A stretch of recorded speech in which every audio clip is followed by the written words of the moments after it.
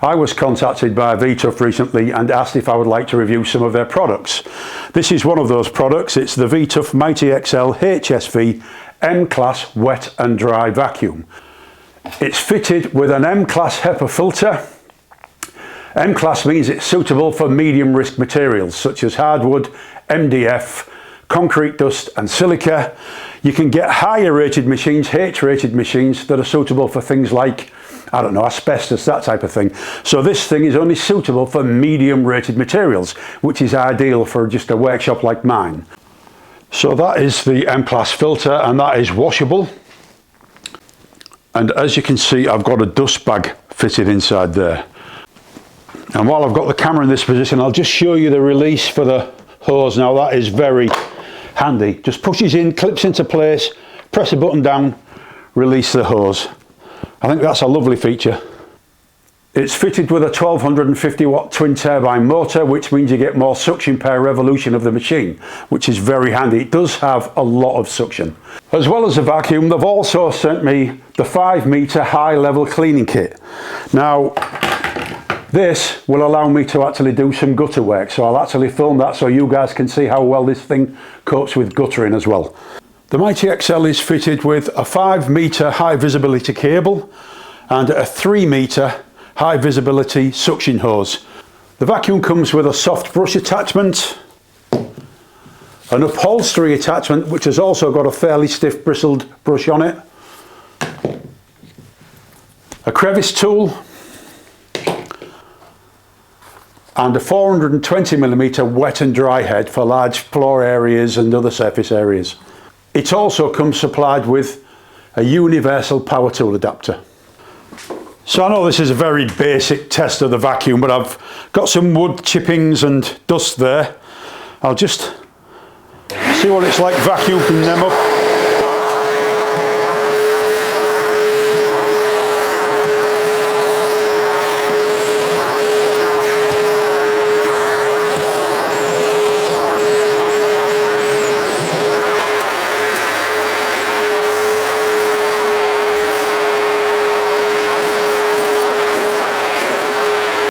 There is a bit of a technique to using this floor tool, because the squeegee bit at the back and the bristles at the front for the dry stuff actually push the dust forwards or drag it backwards as you're using the vacuum.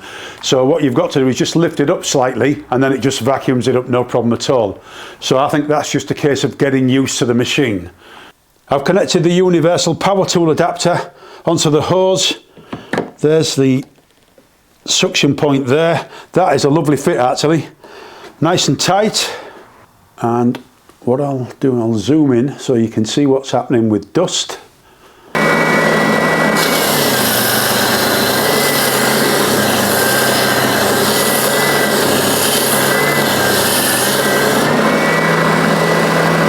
So that's without the vacuum.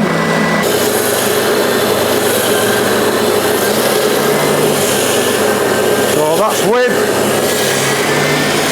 So you can see the vacuum actually doing its work. It's actually very good at dust collection on a power machine like this particular sander. It does a very good job. So I'm impressed with that.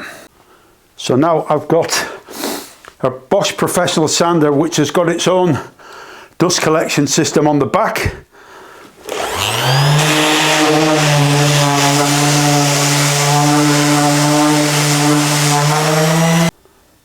And now with the vacuum.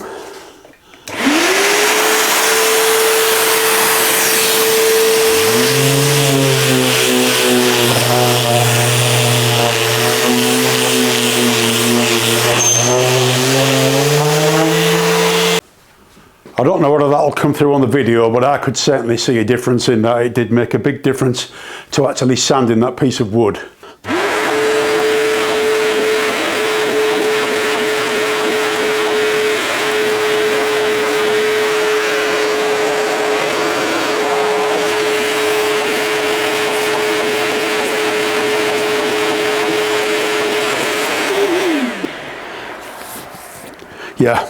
Yeah, I like that. Obviously it was really difficult doing that because it's a mat and it was trying to pull it out of the way all the time. Now I'm going to connect the vacuum to my circular saw table, and I must say I am really impressed with this universal adapter because it is a lovely fit.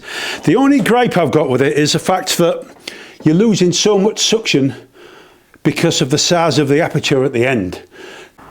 Right then, circular saw table, no vacuum.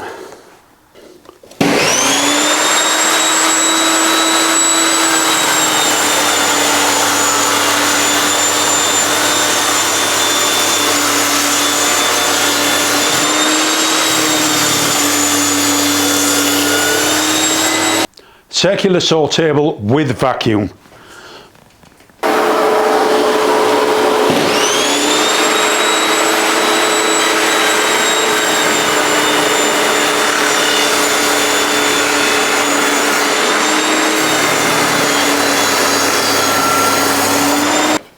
There is definitely a difference. Definitely a difference. That made a big difference there.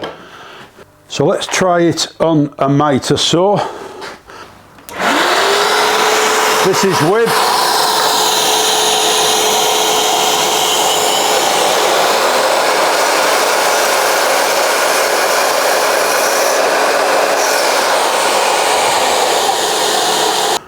And this is without.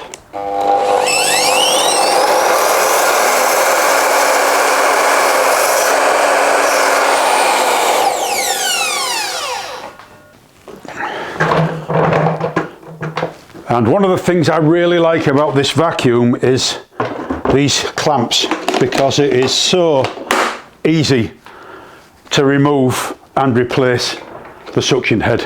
That's brilliant. And I don't know whether I mentioned the fact that it's got 4 casters, so it actually swivels on the spot, which makes it very manoeuvrable. Right, so I'm going to give it a test now on something that would be quite difficult for any vacuum to deal with. There's some quite big pieces of metal in here. This is all assorted nuts, bolts, washers, all that sort of stuff. I don't think a normal vacuum will be able to deal with this, remembering it's got to suck it all the way down the hose and into the drum. I've taken the dust bag out of the machine, so it's just the filter that's in there at the moment. So let's see how well it copes.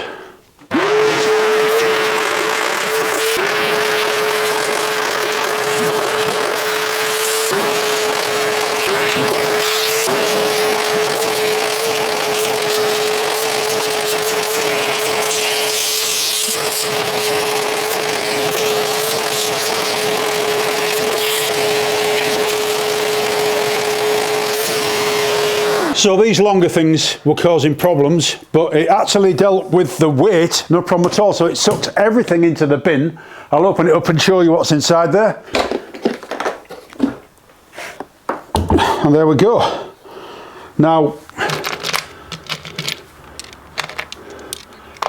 I wouldn't expect a normal vacuum to deal with them type of things. So it's got plenty of suction, there's no doubt about that. So now I'm going to show you the 5 metre high level cleaning kit. Now just look at this.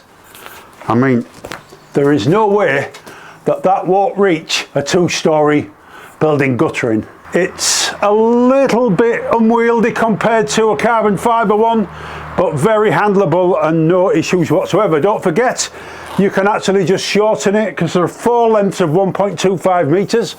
So if I come down to this end, that just pulls out of the socket, and then you remove the guttering head, it goes into there, and then it's 3 3/4 metres.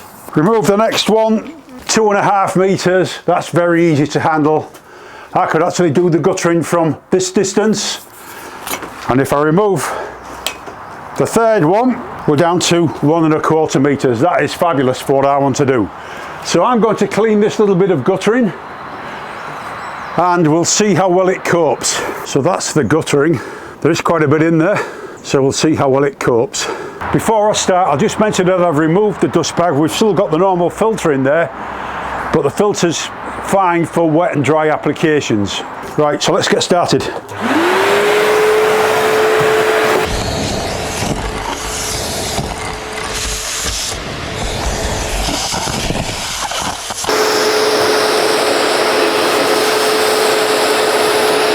There we go. Gutters cleaned. That was really very easy.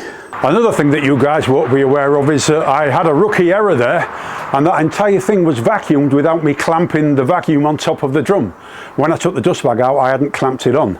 Right then, leaves.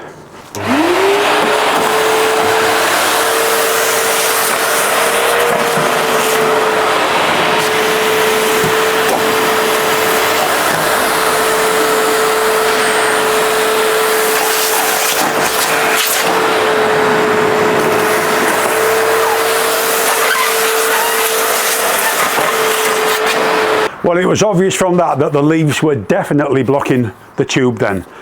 Not particularly good at vacuuming up dry leaves outside, but the guttering, I was very impressed with that. So as you can see, we've got a little bit of dirt on the filter there from doing the guttering, so I'm going to take that off and wash it, I think.